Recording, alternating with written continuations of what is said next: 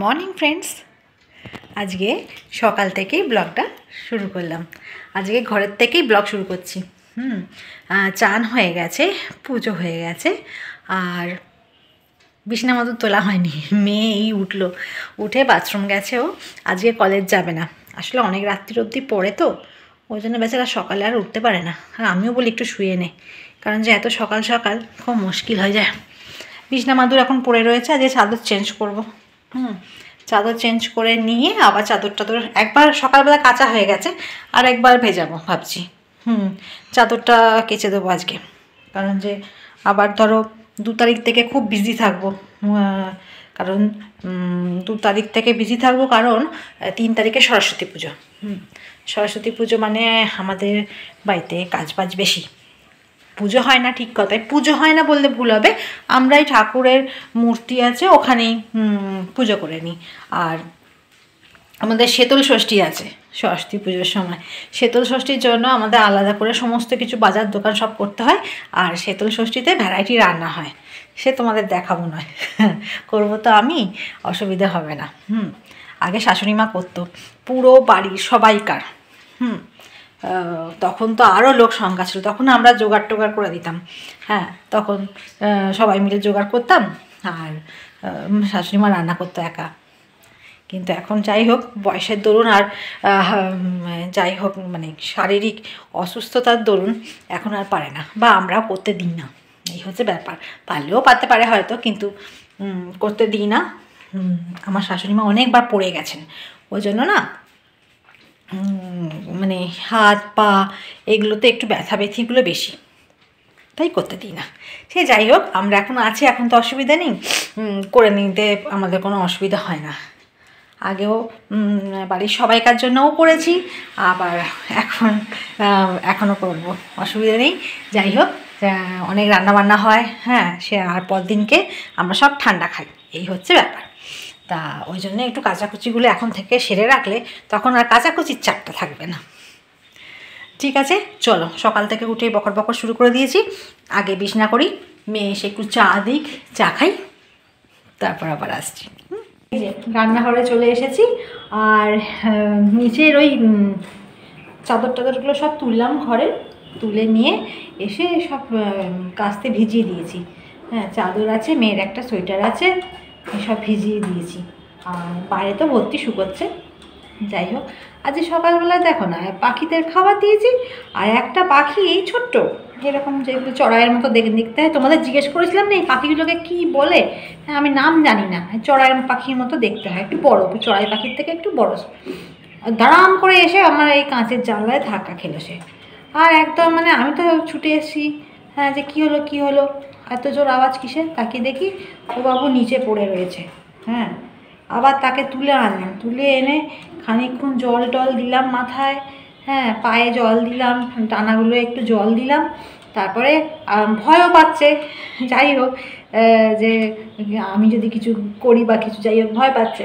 এবার আস্তে আস্তে ওকে ছাদের মধ্যে ছেড়ে রাখলাম খানিকক্ষণ, ছাড়ার পর দেখলাম আস্তে আস্তে নিজে একটু ধাতস্থ হলো। আমি তো ভাবলাম কি জানি, আগের বারে পায়রাটাকে দেখে আমার এমন ভয় লেগে গেছিলো, আমার গেল, বাঁচবে কি বাঁচবে না ভয় পাচ্ছিলাম, খুব খারাপ লাগে ওদের কিছু হলে। তারপর বেশ 1 ঘন্টা বসে রইল। তারপর খানিকক্ষণ পর দেখলাম একটুখানি উড়ে গিয়ে আমার একটা টবের তলায় ঢুকে গেল, যে যদি কেউ ওর কিছু ক্ষতি না হয়, ওখানে ঢুকে চুপ করে বসে রইল। তারপরে দেখি আবার খাবার দিতে এসেছি, তখন দেখি উড়ে চলে গেছে। বাবা বাঁচলাম, ঘরে যেন প্রাণ এলো। হ্যাঁ বাবা, মানে কী লাগে যে সকালবেলা তার এতদিন ধরে আসছে, তাল ধাক্কা খেয়েছে, কি আর করা যাবে। এদের এত তাড়াহুড়ো থাকে না, সবাই মিলে এসে মানে তখন এত জোর ধাক্কা কিছু বুঝতে পারিনি না, তো কাঁচটা না দেখে ভেবেছে বোধহয় যাওয়া যাবে এধারে, এবার ওই জন্য ধাক্কাটা খেয়েছে। শুধু ভোরবেলায় বুঝতে পারিনি, আর কি করা যাবে। যাই হোক, ওইসব করতে করতে আমার দেরি হয়ে গেল, আর এই রান্নাঘরে চলে এসেছি। এসে এই কড়া বসিয়ে দিয়েছি, ফুলকপি আলুর তরকারি করবো, আজকে তো মঙ্গলবার। বসিয়ে দিয়েছি কড়া, এরপর বসাবো। আর শিমের ঝাল করেছি, শিমের ঝালটা হয়ে গেছে, আর ভাত হয়ে গেছে। চলো এরপর আস্তে আস্তে ওগুলো করে তারপর এখন বাজে 10টা বেজে 5। আর কেউ জলখাবার খায় না, সম্রাট জলখাবার খেয়ে চলে গেছে, আর এদের জলখাবার একটু পরে দেবো। হ্যাঁ, হয়তো একটু বেলা করে খাই জানো, একটু পরে দেবো। আর আমি তাহলে তরকারিগুলো করে নিই, চলো তাহলে আবার পরে আসি। আর এই যে ভাত কমপ্লিট, আর এখানে রয়েছে একটু মেথির শাক ভাজা, আর এখানে আছে শিমের ঝাল, যেটা আমি খাই না। আমি খাই না, আমার মেয়েও খায় না শিমের ঝাল। সম্রাট খেতে প্রচণ্ড ভালোবাসে, আর বাড়ির মানি বাপিও খুব ভালোবাসে। আর এখানে করছি কপি আলুর তরকারি, আর এই যে মশলা কষছি, আর এখানে কপি ভেজে রেখেছি, আর আলু আছে সেদ্ধ করা। এই তো মশলাটা কষিয়েই দিয়ে দেবো, ব্যাস, তাহলে কপি আলুর দম রেডি হয়ে যাবে। এই হচ্ছে ব্যাপার স্যাপার। রান্নাটা কপি আলুর দমটা করলে মোটামুটি মিটে যাবে, আর তারপর আমি রান্নাঘর পরিষ্কার করে নেবো। আর জল খাবারে না রুটি আর আলুর দম হয়েছে, আর কালকের কটা কচুরি ছিল জানো। কালকে কচুরিগুলো ছিল, সম্রাট কচুরি খেয়ে নিয়েছে, মেয়েও কচুরি খাবে, আর আমিও একটা কচুরি খেয়ে নেবো। কি হলো, কি হলো, খাবার তো দেওয়া আছে। সেই ডাক মারবে, এটা খুব বদমাস, ও ঠিক বুঝতে পারে। কুক কুক করবে জানো, এসে কুক কুক করে আওয়াজ করবে। তা মোটামুটি আর জলখাবারে আলুর দম হয়েছে, বললাম একবার, ওই যাই হোক, রুটি আর আলুর দম। এই হচ্ছে আজকে। আবার রাতের বেলা দেখি কি করা যায়। মঙ্গলবারে তো নিরামিষ, আর নিরামিষ হলে একটু আমাদের একটু রান্নাবান্নায় অসুবিধা হয়। হ্যাঁ, আসলে সবজি খাওয়ার লোক তো বাড়িতে কম, ওই জন্য। তা যাই হোক, রান্নাবান্নাটা সেরে নিয়ে রান্নাঘরটা পরিষ্কার করে নিয়ে তারপর আবার আসছি। সকালের পর এই এখন তোমাদের সঙ্গে কথা বলতে এলাম। এই চা খেলাম, মেয়ে চা করলো, চা খাওয়া হয়ে গেছে।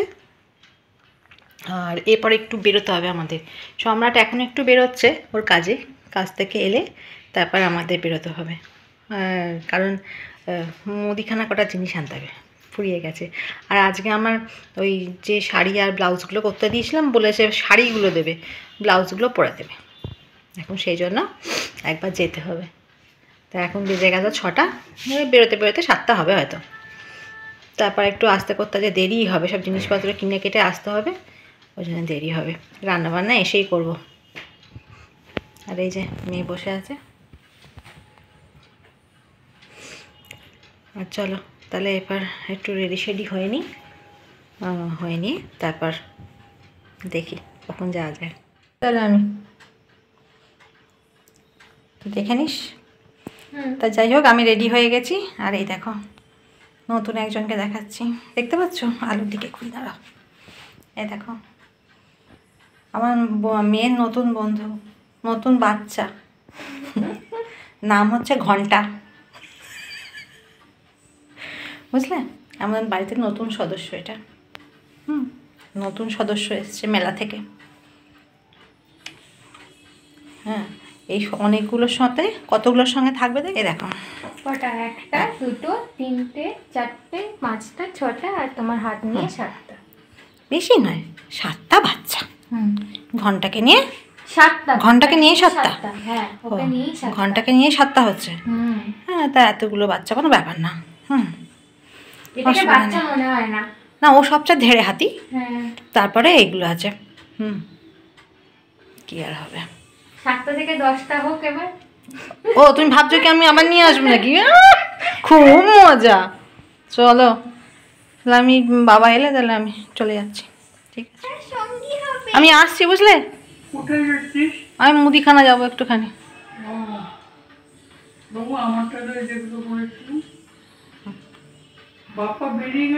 ও আসুক, তারপর বেরোবো। হ্যাঁ, তোমার তো বাতাসা এনে দিয়েছি আগের দিনকে। কি আনতে হবে বলো, সেইগুলো আনবো। আমি বাবু বলবো, দিয়ে তোকে বাবু বলতে হবে। তুই তো শ্বশুর, তুই মা বল। যাবা বাবু ঠান্ডা লাগবে না?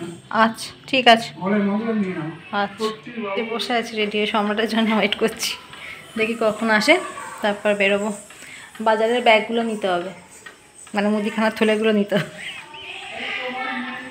হ্যাঁ, ওগুলো নিয়ে নেবো, নিয়ে রেডি হয়ে। আমি তো সব কিছু রেডি, আমাকে বললো তাড়াতাড়ি রেডি হয়ে থাকবে, আমি যেন এসে না দাঁড়াই। আমার এক্ষুনি যাবো, এক্ষুনি আসবো। ঠিক আছে, তোমার যাওয়ার আগে 5বার রেডি হয়ে যেতে পারবো আসার আগে। চলো। এসছি এটিএমে, আগে টঙ্কা তুলবো তারপর। সম্রাট তুলছে টাকা।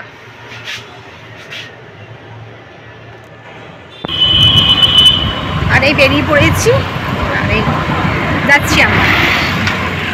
এসছি, ফিরে এসেই রান্নাঘরে চলে এসেছি, জামা কাপড় এখনো ছাড়িনি। এসে আগে হাত মুখটা ধুয়ে নিলাম, ধুয়ে নেবার পর আগে এসেছি সন্ধ্যাবেলাকার জল খাবার করতে। হ্যাঁ, মেয়ে মানিবাবিকে মুড়ি দিয়ে দিয়েছে, যাই হোক আমার একটা কাজ করে দিয়েছে ও। আর এখানে আমি সন্ধ্যাবেলা জল খাবার হচ্ছে আমার আর আমার মেয়ে, এই যে মেয়ে করছে আমাদের জল খাবার। আর এখানে আমি সব সবজি কেটে নিয়েছি, দেখো সব রকম সবজি আছে, শীতের সব সবজি। আর বেবি কর্নও আছে, মটরশুঁটিও আছে, সব আছে এখানে। আর এখানে আমি একটু সেদ্ধ করব হচ্ছে ব্রকলিটা, ব্যাস। তাহলেই বন্ধ করলাম, জাস্ট জলটা ফুটেছে আর বন্ধ করে দিয়েছি। নিয়ে ব্রকলিগুলোকে ঠান্ডা জলে ফেলে দেবো, তাহলে কালারটা না ঠিক। আজকে আমাদের ডিনারে এই সব সবজি দিয়ে একটা মিক্সড ভেজ মতো করে নেবো, তাহলেই হয়ে যাবে। আর ব্রকলির কালারটা যদি কালো হয়ে যায় না, ভালো লাগে না। ওই জন্য এই দেখো বাটি নিয়ে নিয়েছি, আর ফ্রিজ থেকে ঠান্ডা জল বার করব। ঠান্ডা জলের মধ্যে ব্রকলিগুলোকে ফেলে দেবো, তাহলে কি হবে, অ্যাজ ইট ইজ কালারটা সবুজ থাকবে, বেশ ভালো লাগে তখন খেতে। চলে এসেছি রান্নাঘর থেকে নিচে, এসে মুখ টুক ধুয়ে ফ্রেশ হয়ে নিয়েছি, আবার জামা কাপড় এসে ছাড়লাম। যাই হোক, আসলে দোকানে এত ভিড় না, কি বলবো, কেন আজকে এত ভিড় বুঝতে পারলাম না। সরস্বতী পুজো তো 2-3 দিন দেরি আছে, এখন 2-3 দিন কোথাও, আজকে তো 28 তারিখ, 29, 30, 31, 1, 2, 5 দিন তো দেরি আছে। কারণ যে আমরা 3 তারিখেই করছি, 2 তারিখে পড়ছে বটে, কিন্তু 3 তারিখেই সবাই করছে, তাই 3 তারিখেই করবো।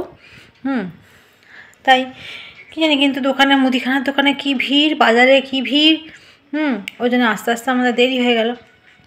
তা যাই হোক, রান্না বান্না কমপ্লিট।